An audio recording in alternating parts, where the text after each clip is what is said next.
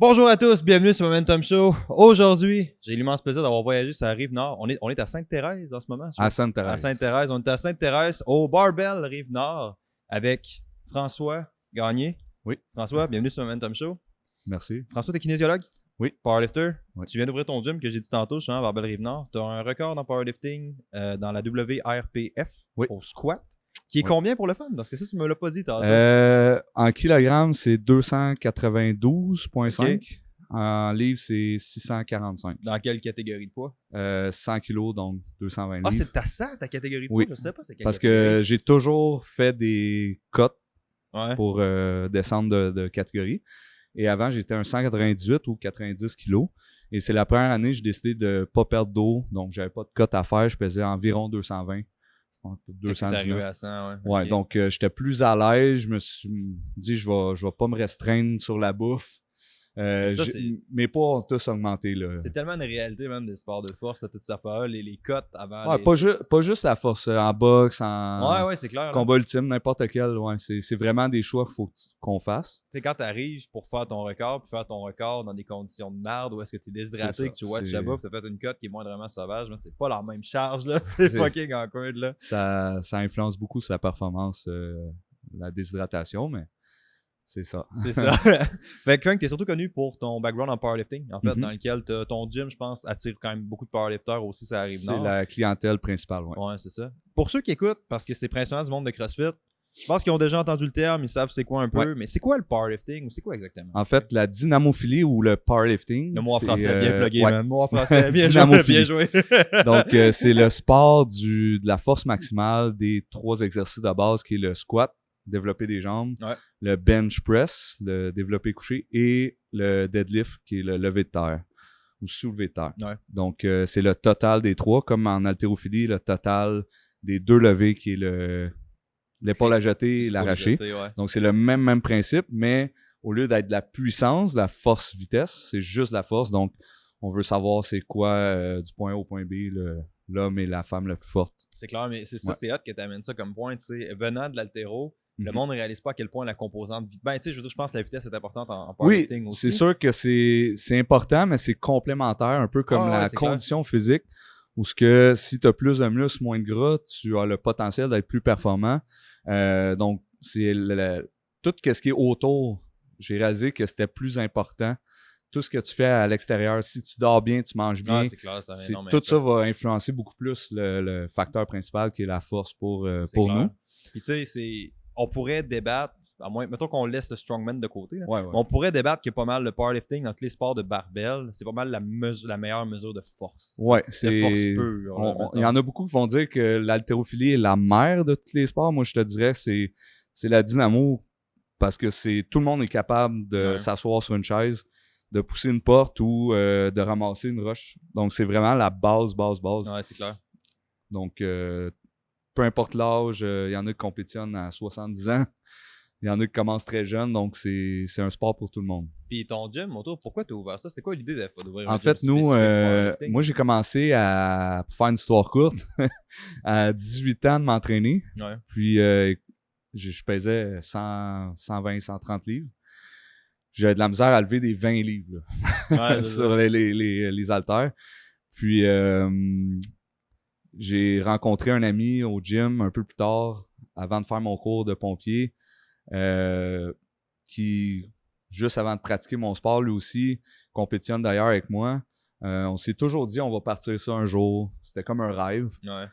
Puis, vu que j'ai pas été capable de rentrer pompier parce que c'est très contingenté, ben là, j'ai dit, OK, je continue, je fonce. Je m'en vais à l'université, je travaille temps partiel. Je finis mon baccalauréat en sciences sportives, en kinésiologie. Puis j'ouvre un gym un jour.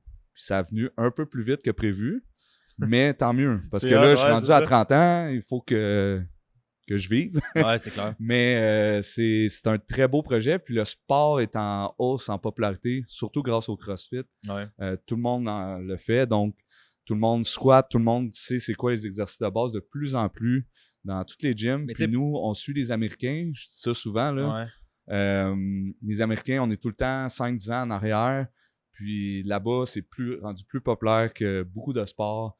Il y a des c'est barbells plus brigades partout, partout aux ça. États-Unis. Donc, il y a des nationales collégiales. Donc, ici, on les suit. Donc, ça s'en vient.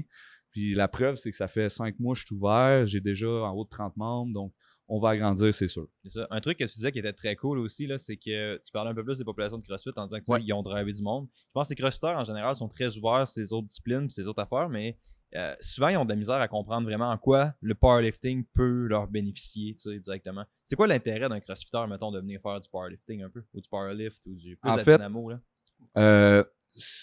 Corrige-moi si je me trompe, parce que tu pratiques le CrossFit. Non, je suis coach de CrossFit, je pratique pas le CrossFit. Ah, ok. Non, moi, je fais un team WOD quand ouais, il manque quelqu'un le samedi, ce qui arrive tout le temps. Je travaillais dans un centre de CrossFit. Ah ouais, je travaille encore dans un bref, c'est que, d'ailleurs, j'ai écouté un peu les games. Et, sérieux? T'as écouté les games? Oui, Ah, sur les réseaux sociaux, là, ouais, c'est les épreuves, c'est impressionnant. Il y avait même un peu de strongman, il y avait, les équipes. Il y a du strongman, il y en a pas mal. Oui, mais c'est ça. Donc, c'est eux autres, ils sont bons dans tout. Ou il y en a qui vont dire qu'ils sont moyens ou pas bons dans tout.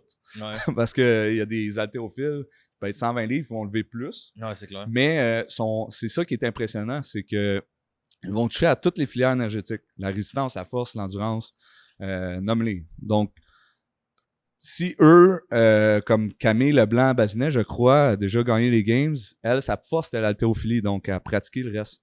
Si eux, ils ont déjà, exemple, un bon VO2 max, une endurance musculaire très bonne, mais qui sont pas forts, des fois, ils ont des épreuves d'effort maximal, comme au soulevé de terre, ça arrive.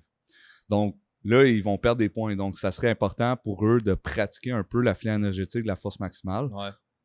Puis c'est comme tu dis, tu peux travailler, outre la technique, mettons, tu aurais une épreuve qui serait purement cardio, tu ralentis, tu vas être capable de passer au travers éventuellement. Si tu as une barre de 500 livres, tu n'es pas capable de la lever, tu seras pas plus capable de la lever en te reposant, probablement. Fait que c'est un système qui est dur à remplacer, voire irremplaçable. Comme on a dit tantôt avant de commencer le podcast, les deux moyens, c'est vraiment gagner du poids et recrutement d'unités motrices. Donc, c'est pour ça que... Ouais, en fait, c'est ça, c'est la connexion du cerveau au muscle. Donc, si la personne est capable de recruter plus de fibres musculaires, donc quelqu'un qui pèse 130 livres pourrait, à long terme, après 5-10 ans d'entraînement, être plus fort que moi qui pèse 200. Ouais. Donc, c'est la pratique, mais c'est beaucoup de volume, tu forces beaucoup. Donc, le monde pense à lever des poids lourds qu'on grossit, c'est pas vrai. C'est surtout la phase excentrique qui va créer des micro-déchirures qu'on va grossir, faire l'anabolie, l'hypertrophie. Mais nous, c'est la force. Donc, on veut devenir plus fort, on veut conditionner notre corps, notre structure, nos joints à supporter des charges à long terme, mais de façon intelligente parce que c'est dangereux, c'est très demandant physiquement. Puis as-tu des méthodes d'entraînement pour optimiser le recrutement des Oui, en fait, premièrement, c'est la technique, de bien la faire pour avoir une bonne symétrie, parce que si on force mal, on va compenser beaucoup. Les mouvements compensatoires, j'aime beaucoup ça en parler. Donc, si on compense, exemple, beaucoup du dos, on a beau avoir un dos très, très fort, c'est un tout, hein, le dynamophilie, le powerlifting, c'est 3 levées. Donc, le squat, t'as beau utiliser ton dos, on utilise beaucoup les cuisses. Donc, il faut avoir une bonne méthode d'entraînement, une bonne technique. Et le reste, c'est de savoir comment bien périodiser, en fait, bien choisir les charges. Donc, mettre assez lourd pour forcer, mais pas trop pour se brûler. En fait, pour tomber en surentraînement, c'est très, très facile. Fait que c'est vraiment de la surcharge progressive à long terme, dans le fond. C'est comme ça que tu le vois. Fait que c'est intéressant. Ouais. As-tu des erreurs que tu vois qui sont plus communes que les gens vont faire quand ils vont commencer un peu le sport? En fait, c'est vraiment le mouvement compensatoire. Donc, ils vont penser qu'ils ont une bonne technique parce que le corps humain, c'est une belle machine. On va toujours penser à sauver de l'énergie. Ouais. Donc, si on se penche pour ramasser quelque chose, là, je te donne un exemple concret, c'est ça que tu me dis. Donc, on va utiliser beaucoup le dos parce que les membres inférieurs, si on les utilise, si on se penche avec le dos droit, on utilise plus les cuisses, ça va demander beaucoup plus d'énergie. Ouais. Mais pourtant, si on veut lever plus lourd à long terme, ça veut pas dire qu'on peut pas utiliser notre dos. Ça veut juste dire qu'on doit essayer d'utiliser tout notre corps de façon aussi intelligente. Donc, c'est clair. Éviter aussi le plus possible le cisaillement et la compression des vertèbres L1 et L5 Parce que c'est à long terme, c'est souvent ça qui va lâcher en premier, le dos, les épaules, les genoux, mais surtout la colonne. Puis c'est très commun dans tous les sports de force, Oui, exact, incluant c'est ça. CrossFit, C'est le très monde a le commun. dos pété, puis après ça, tu sais, oui, il y a des gens qui ont des facteurs qui pourraient prédire des capacités de douleur lombaire ou des shit de même. Là. Tu sais, oui, il y a certaines gens on part pas tous avec le même. Oups, c'était mon téléphone, ça. On part pas tous avec le même nombre de cartes et le même jeu, je comprends ça. Ouais. Mais tu sais, il y a tellement de monde que leur mot de dos est juste expliqué par le fait qu'ils liftent pas optimalement, tu sais. Puis en CrossFit, on voit ça tout le temps dans les livres d'haltéro. Puis je pense en powerlifting, la manière dont tu me le dis, c'est ça. C'est, tu sais, ces trucs-là prennent du temps à se bâtir. Puis c'est important de prendre le temps de le faire. Mais je pense que dans le monde de CrossFit, de plus en plus, il y a des kinésiologues, de plus en plus. Tranquillement, ouais. Oui, parce que les kinésiologues, on a plusieurs filières. On peut être en réadaptation. On peut faire une maîtrise en physio aussi, là, mais on a plusieurs filières. Je crois que pour la performance, c'est pas questionnable. Je veux dire, on est pour la performance. Ouais, c'est clair. Donc, pour notre volet, c'est sûr que c'est à nous. Donc, on en voit de plus en plus. Puis, il faut avoir des certifications aussi pour donner des cours de CrossFit. Donc, des mouvements compensateurs, on va en voir de moins en moins. Puis, si on voit vraiment que, exemple, on parlait de ce que tu vois souvent, ben un manque de mobilité. Ouais. Exemple, manque de mobilité aux épaules, on va voir ça souvent. Donc, oui, on apprend le mouvement, mais on dit, OK, je te donne des devoirs à faire à la maison tous les jours, tu t'étires la tâche interne de l'épaule tous les jours, puis on va travailler là-dessus. Donc, après quelques semaines, quelques mois, on peut voir déjà une différence, on peut de plus en plus progresser aussi parce que c'est pas juste une question de force ou de technique, c'est aussi mobilité articulaire. Donc, ouais, c'est clair. Quelqu'un qui force mal depuis des années ou juste qui est sédentaire peut avoir un manque de mobilité aussi. Donc, c'est cool que tu amènes avec ça aussi parce que ouais. tu dis, mettons, ouais, ton dos va embarquer un peu dans un dead, ouais, tout ça là, mais tu sais, puis il y a beaucoup de monde qui n'ont pas tendance à le voir comme ça, je pense. Il y a beaucoup de monde qui le voit genre, ok, mon dos va finir par rondir un peu si je deadlift, puis jusqu'à un certain point, je comprends, mais tu sais, t'as tiré 500 livres en 3 tantôt, puis ton dos était straight, parfait tout le long, tu sais, fait ultimement, il y a une perte de force qui est faite à ce niveau-là, en fait, je pense. Là. Oui, ben c'est drôle que tu amènes ça. Je vais t'expliquer un peu rapidement. Vas-y. Ça a beau être 500 livres, pour moi, c'est un pourcentage que je sais que je vais pouvoir soutenir avec une bonne technique. Si, exemple, j'aurais décidé de mettre, j'ai un chiffre, là, 600. Ouais. Ben là, j'aurais peut-être été capable d'en faire 4. On sait pas. Ouais. Sauf que, ou 3, je veux dire.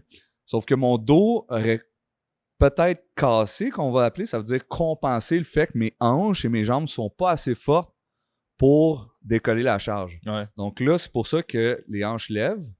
En plus, en levant le levier un peu plus court, il se rapproche de la barre. Puis là, le dos rondit. Ça amène que c'est plus difficile à finir le mouvement. Mais c'est un mouvement compensatoire. Ouais. Puis moi, la technique parfaite, je veux qu'elle soit de même pour que quand j'arrive en compétition, quand j'essaye de battre mon maximum, même si mon dos casse puis qu'il est rendu bien rond comme une girafe, c'est pas grave parce que j'ai réussi la lever.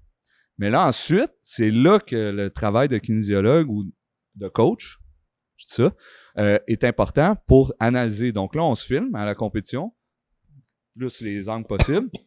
Et là, on voit, OK, j'ai réussi le lever, mais voilà X, Y, Z, mes faiblesses. Ouais.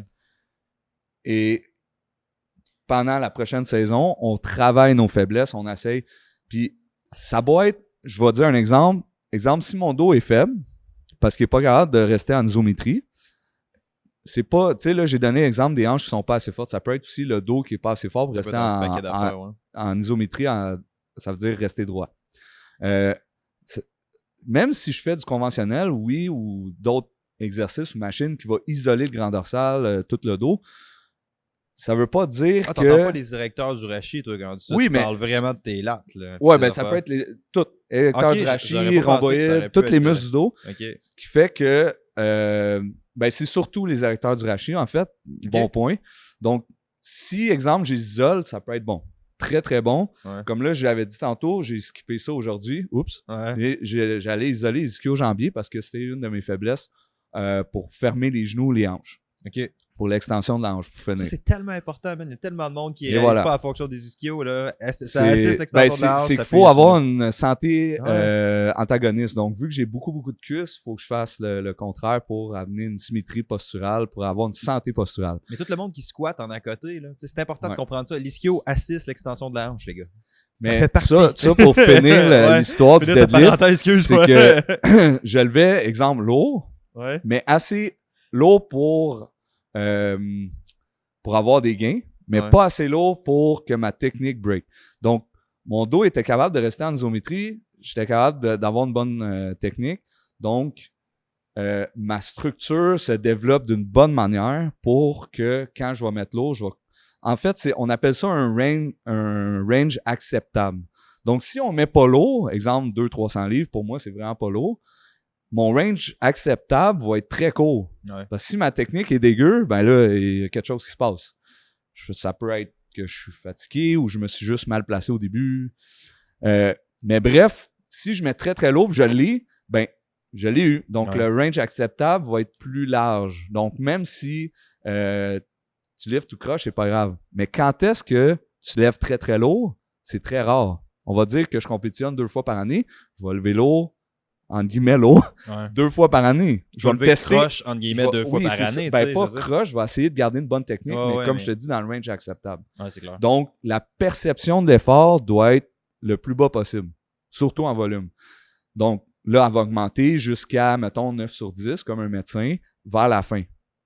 Donc ça permet de ne pas tomber en surentraînement. Attends un peu, comme un médecin? Oui, donc est-ce que tu as mal la douleur sur 10? OK, c'est ça. C'est la même affaire, c'est la même chose. Donc, si on est à 9, ben, on pourrait dire qu'il en restait peut-être une répétition dans tank, on va dire, dans réserve. Si on l'a, puis qu'il est vraiment là, c'était difficile de monter, ça a pris 5, 6, 7 secondes de monter. Là, on dit que la perception de l'effort était 10 sur 10. Donc, ça peut bien nous placer pour une compétition, dire où est-ce qu'on est rendu. Ouais, donc, c'est important de se tester des fois, mais pas tout le temps. Comme il y en a, et j'en suis coupable. Avant, ça fait 5 ans que je compétitionne. Ça fait juste 2 ans que je fais beaucoup de volume. Je me testais souvent. En répétition maximale, tu vas avoir des AMRAP qu'on appelle souvent, mais le corps n'est pas fait pour supporter autant de stress. Ouais, donc, ça devient catabolique et non anabolique. Puis c'est un gros problème aussi parce que quand t'es occupé à juste compétitionner, t'es pas occupé à t'entraîner. Puis ultimement, genre, ta compétition sert à transférer ton entraînement, right? Ben, en fait, c'est que forcer, ça va être payant aussi, on va se le dire. C'est clair.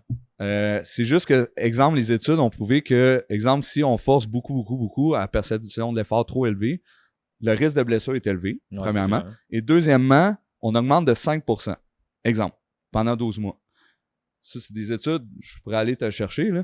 Et si on fait du volume, il y en a qui s'entraînent 6 fois semaine au lieu de 3 parce que c'est moins taxant sur le système nerveux. On priorise le repos, mais on descend beaucoup l'intensité, on augmente le volume. Donc, on pratique comme des coups de golf. On pratique. Ça augmente de 20%. Donc, la différence est énorme. Ça veut pas dire qu'il faut pas pratiquer la haute intensité parce que c'est ça notre sport. Donc, il faut se tester quelques fois du RPE 8, exemple 8 sur 10, faire un lever à proche de mon maximum, mais pas trop, de temps en temps, très rarement, pour au moins savoir où est-ce qu'on est rendu. Ouais, c'est clair. Mais il faut mettre la priorité sur le volume. Le volume, c'est pas la réponse à tout. T'entends quoi par mais volume? Volume, exemple, 5x5. Okay. Ou comme là, aujourd'hui, c'est le meilleur exemple possible. Je suis en plein en volume avec des chaînes. Donc, je suis encore considéré off-season. Donc, je pratique ma puissance par rapport aux 3 levées. Donc, la force-vitesse, comme on parlait tantôt, mais sur le bench squat deadlift. Donc, je mets des chaînes, des élastiques sur les 3 levées pendant 2 mois. Ensuite, ce type de filière énergétique-là va être transféré en force. Donc, je vais pratiquer beaucoup de volume. J'ai fait, exemple, 5 séries de 3. J'ai pris des bons repos parce que c'est spécifique à mon sport, mais ça a fait 15 répétitions. Le même poids, j'aurais peut-être fait 7 ou 8 maximum si j'avais fait un AMRAP, un as much rep as you can. Donc, c'est plus payant parce que tu fais plus de répétitions, tu as plus de repos, tu brûles moins ton corps en faisant ça. Donc, c'est exactement comme les haltérophiles, je suis pas mal sûr. Oui, attaquent leur faiblesse off-season, ils peuvent faire plus de jerks si on a misère au jerk. Mais ils vont faire du volume aussi comme ça. Ça, c'est un truc, pour avoir été coach d'haltéro, là, c'est ça, je suis encore coach d'haltéro au moment où on se parle, là. Le monde ne réalise pas à quel point on va pas en haut pourcentage souvent, là. En fait, on touche, genre, pour mettre des semaines, on est périodisé à l'année, là. Fait que, tu sais, mettons, nous autres, on a des phases qui sont des compétitions, des pré-compétitions. Pré-compétitions, normalement, c'est des genres de wave, là. Fait que, c'est du 3-2-1, mais tu sais, c'est 3-2-1, c'est pas juste 3x1. Non, mettons. ouais. Fait que, tu sais, ça commence à s'intensifier un peu, mais hey, j'ai dû faire du 1 rep clean and jerk, là, mettons, compétition lift, là. Hey, maximum 4 semaines dans l'année. Maximum 4-5 semaines dans l'année, incluant le build-up pour les compétitions, tu sais. Donc, si tu as un horaire de compé, si tu compétitionnes au niveau canadien, ben, tu ne seras pas du 1RM tout le temps, même. Là. C'est ça. Ouais. Mais il faut jongler avec ça parce que j'ai des amis qui ont fait beaucoup de volume en série de 1. Donc, ils ont fait, exemple, au début de la préparation, 20 séries de 1. Ça fait 20 répétitions quand même. Ouais. Mais c'est différent comme approche parce que là, on joue plus avec le nombre de séries et non le nombre de répétitions. Moi, je calcule avec le nombre de livres, volume total levé. De tonnage, toi, dans le fond. De tonnage. Ouais. Ça peut être beaucoup d'autres choses. Mais tu sais, en revenant à ça, c'est important. Puis Ed Cohen, qui est un des légendes du sport, il allait, à la fin surtout, il allait jamais en haut de 80%. Puis il squattait 1000 livres. Ah, donc 80%, c'est peut-être 700, 800 livres, mais pourtant il devait 1000. Donc, mais tu y penses, pourquoi est-ce qu'il reste brûlé à faire 900 quand il peut faire une répétition parfaite à 700-800, même pour des doubles, pour dire à son corps pratique de cette manière-là, pour que quand je vais mettre lourd, je reste le plus possible dans ce range-là qu'on appelle. C'est clair, donc, c'est la science d'entraînement qui a évolué beaucoup, parce que ça fait, exemple, je crois 30 ans qu'il existe ce sport-là, powerlifting, 30-40 ans, et ça fait seulement 7 à 10 ans, si je me trompe pas, que le sport est plus populaire parce que c'est rendu raw. Donc, pas d'équipement, juste une ceinture. Ah, avant, c'était pas raw? Ouais, c'était équipé, donc tu avais des suits. Ouais, je pensais que moi, ça existe encore. D'ailleurs, parenthèse rapide, j'étais au Lake George aux États-Unis dans une fédération qui lift équipée. Donc, il y a des records équipés encore avec plusieurs couches. Ça bench environ 1000 livres. Ok, shit. Et 700 facile, beaucoup, mais j'ai un ami, exemple, que je connais, je l'ai revu, j'ai jasé avec. Il va essayer un 1000 livres bientôt. C'est quoi les squats pour le fun? Squat, c'est 1000 et plus. Deadlift, j'en ai vu un de 900, mais ça, deadlift, ça aide pas beaucoup pour le lever, le soulever de terre. Mais c'est un autre monde carrément parce que faut que tu forces aussi pour descendre l'excentrique. Parce que tu te bats contre l'équipement parce que l'équipement va t'aider à lever. Donc, je compétitionne encore équipé aux genoux. C'est un peu le même principe. Quand tu descends, il faut que tu pousses contre tes genoux pour forcer pour descendre parce que c'est un peu plus dur à atteindre le 90, ouais. Oui, le parallèle ou en bas. Mais c'est encore populaire. Donc, j'imagine qu'un jour, ça va être seulement en sleeve, donc juste ceinture. Ouais. Mais il y a des fédérations qui laissent le droit au wrap qu'on appelle. C'est ça que j'avais trouvé weird avec la CPA, c'est que c'était pas équipé, mais tu avais le droit d'avoir des wraps. Équipé aux genoux, ouais. C'est ça. Donc, il y a encore des records. Si tu vas voir sur les sites Internet, en sleeve, en wrap, donc raw avec wrap, donc sans équipement, équipé aux genoux. Ouais, c'est clair. C'est le fun. Je t'avoue que ça fait un travail d'équipe.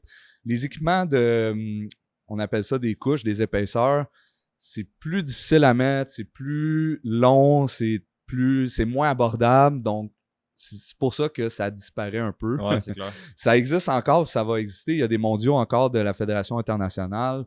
En Europe et en Australie, c'est encore populaire. Mais ici, aux États-Unis, en Russie, beaucoup de pays d'Europe, ça devient plus populaire sans équipement. Donc, je trouve ça encore plaisant à regarder ça. Ouais, surtout équipé aux genoux parce que on est... c'est mon ordinateur. Ok, c'est ton ordinateur. J'ai la fuck, man. Ça fait un pas pire de bruit, ça, là. On est une équipe, on est une famille. Donc, j'ai des membres qui vont m'aider à équiper mes genoux. Donc, on est 3-4 sur moi à me tenir. Ouais. Donc, c'est le fun. Ça amène une confrérie. Même si c'est un sport individuel, on s'entraide. Même si on est contre dans la même catégorie, on va s'entraider parce qu'on sait tout ce qu'on vit. C'est très difficile comme sport. C'est rendu à un certain niveau. Donc, c'est très chaleureux, c'est le fun. C'est vraiment nice. As-tu des conseils que tu donnerais à du monde qui commence le powerlifting ou qui sont pas habitués? Mettons un conseil que tu dirais à plus de monde. Je dirais technique. Très technique au début. Essaye de regarder des vidéos, avoir des conseils, aller voir des coachs. Ouais. Les coachs, des fois, je dis pas tout le monde, mais des coachs de football ou de hockey connaissent des fois rien sur la technique. Ça peut être au CrossFit aussi, ils peuvent connaître. Si quelqu'un a déjà fait de la dynamophilie, il va connaître ça. Ouais. Donc, c'est d'aller voir quelqu'un qui connaît ça, voir des vidéos là-dessus, donc pratiquer avec un peu moins lourd que ton maximum. C'est correct aussi si c'est acceptable de savoir c'est quoi ton maximum. Donc, d'essayer ton maximum, c'est le fun. Pas toujours, sinon ton corps va lâcher, tu vas avoir des blessures. Mais une fois pour savoir où est-ce que tu es rendu, c'est pour ça que, je sais pas, on le voit peut-être pas sur la caméra, mais sur le mur, on a les 30 membres et plus. Non, je pense pas qu'il filme. Il y a tous les chiffres de chacun avec leur poids corporel. Donc, on peut avoir un chiffre indicatoire. Là, ensuite de ça, on peut travailler avec ce chiffre-là. Comme un peu en haltéro, si tu sais que ton arraché, ton épaule à jeter est 200 livres, ben, tu peux travailler avec ce chiffre-là. Tu peux dire, OK, je vais mettre moins lourd, je vais mettre 100 livres, 150. Mon ordi qui ferme tout seul. Ouais, c'est ça. Donc, il est fermé, fait que là, il fera plus le... Non, il fera plus de bruit bizarre. Donc, c'est pour ça que le conseil que je donne tout le temps, c'est de travailler sur ta technique au début, de pas mettre trop lourd, de travailler aussi sur ta composition corporelle, puis tout ce qui entoure. Ah ouais, c'est pour ça que par composition corporelle. En voulant dire que de 18 à 30 ans, 25-30 ans, c'est facile de... Tu sais, t'as d'autres obligations, t'as l'école, t'as la job. C'est facile de dire, OK, je vais prendre une brosse tous les semaines ou je vais skipper le gym, je vais faire d'autres choses. Donc, c'est rare que tu vas voir des athlètes de haut niveau entre 20 et 30 ans parce que ça demande beaucoup de discipline. Ouais, c'est clair.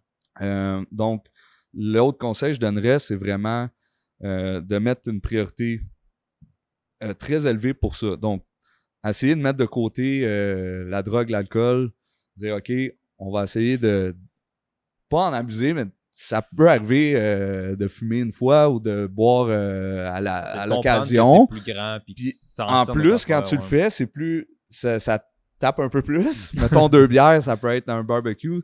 C'est plus apprécié. Donc, je pense que c'est le meilleur conseil que je pourrais donner, c'est vraiment d'essayer d'optimiser tout ce qui est alentour du gym, la bouffe, pour que ça aille plus de la peine. C'est très drôle parce que souvent c'est ça le cas. C'est comme ça que tu vois des lifters dans des parties ou des affaires de même. C'est les gars savent pas boire généralement. Il y a personne parmi nous qui est capable de boire correctement, genre parce que quand tu arrives à un certain niveau, comme tu dis, tu comprends que man, tu peux pas juste virer une brosse, te lever le matin puis finir faire du heavy squat là. Ben tu peux, mais tu en fait, bonne chance là, c'est ça. Ça va changer aussi avec le temps. Mais une fois, ça tuera personne. Ouais. Mais ça devient une habitude, ben, je veux dire, oui, il y a un gros côté génétique. Il y en a qui ont 20 ans, qui sont très musclés, pas de gras, puis qui n'ont jamais levé un poids de leur vie. Donc, ça dépend beaucoup de choses. Il y a beaucoup de facteurs qui vont influencer ça. Mais si je peux donner un conseil, ça serait ça, d'essayer d'optimiser tout ce qui est autour du gym pour que le gym aille mieux. Ouais. Puis c'est hot parce que ça, c'est quelque chose qu'on voit beaucoup dans les sports de force ou les sports de barbell, c'est que tu as besoin de dédier beaucoup d'énergie à ça. Ouais. Ce qui est peut-être, ben, à un niveau élite, ouais, là, si je veux dire comme le hockey, le football, à un niveau d'élite, mais tu sais, niveau moins compétitif, les gars n'ont pas besoin de structurer leur vie autant que nous pour même un niveau amateur. Tu sais, si tu mets pas beaucoup d'efforts à un niveau pas compétitif, mais assez avancé, tu seras pas capable de juste te faire run, là, tu sais. Ben, c'est pas mal le même principe pour tous les sports. On peut dire le hockey dans la GMQ, si les gars on doit être talentueux, qui ont 20 ans, qui sont une génétique de feu, puis ils sont très, très, très, très bons. Il faut pour performer, il faut justement que la vie autour aille bien. Ouais. Puis qu'ils pratiquent. Fait qu'ils vont en faire du temps supplémentaire pour pratiquer leur lancer. Ils vont, tu sais, ceux qui mettent le cœur vraiment, peu importe si t'es talentueux de nature ou pas, s'ils mettent le cœur, il y en a qui vont se rendre loin, qui vont se faire recruter. Donc, c'est le même principe pour la dynamophilie. Je le dis tout le temps pour le weightlifting aussi.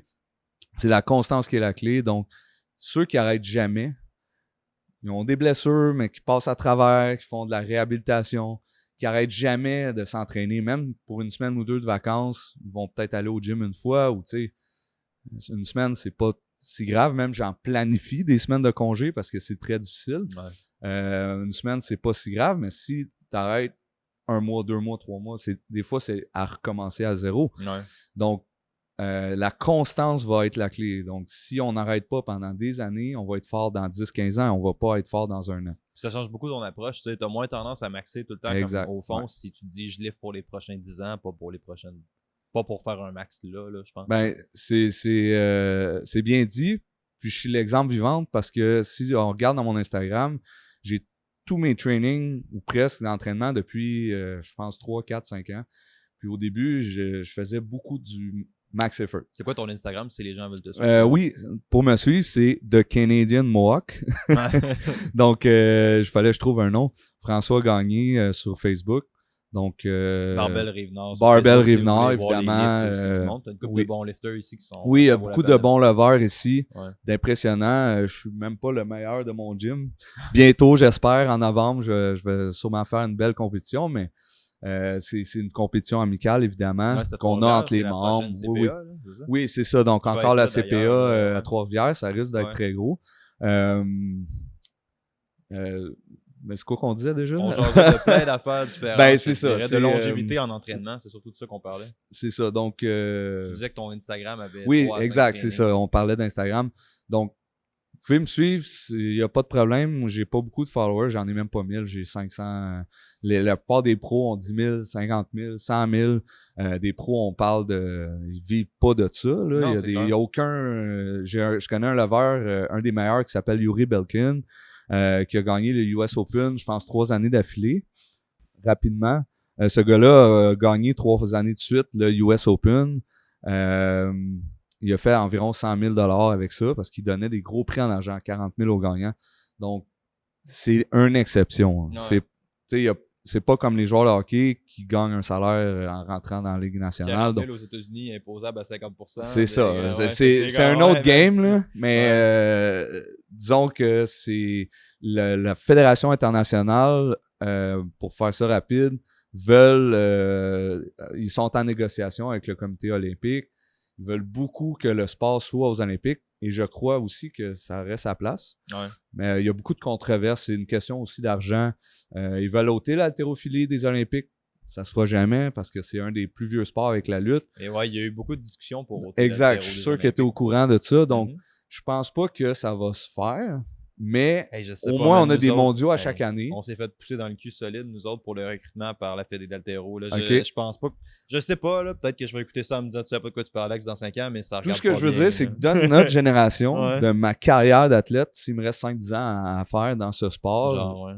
ça se fera pas pour ma carrière. Mais je vais continuer à coacher. C'est pour ça que c'est un très beau projet que j'ai. Si le gym grossit, même si dans 5-10 ans j'arrête, le gym pourrait continuer 20-30 ans.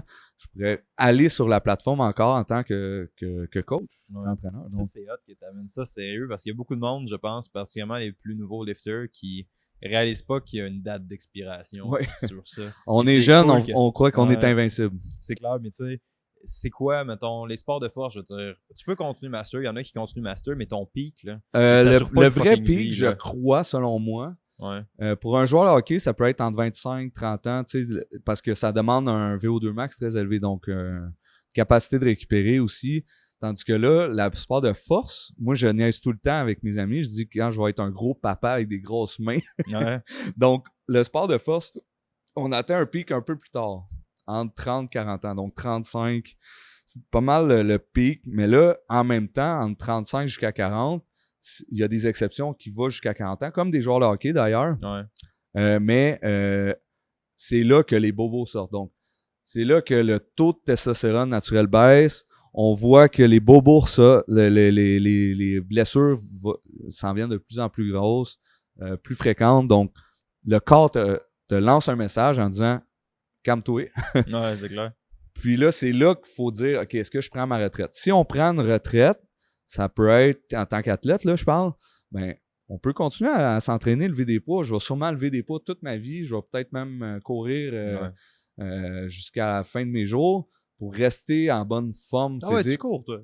je courais. Mais ce que je veux dire, c'est que je peux décider de revenir parce que je courais beaucoup en incendie. J'aimais ça courir des Ok. 4 et 5 c'est km, nice, mais savais je pas. pesais peut-être entre 170 et 200 livres. Ouais, c'est clair. Donc, quand j'ai rencontré mon premier coach il y a des années dans un gym commercial, j'ai dit, moi, je veux peser, exemple, 180 livres, je me rappelle plus. Je veux être capable de bencher 315 livres et avoir un test navette, un VO2 max, test navette de 11 paliers qui est environ 55, 60, 12 paliers, je pense que c'est 60 millilitres d'O2 par kilogramme de masse.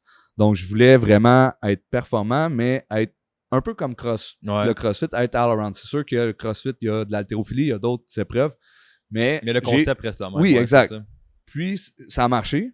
Juste que j'ai réalisé que j'avais un bon potentiel pour la force maximale, donc on s'est dirigé vers là.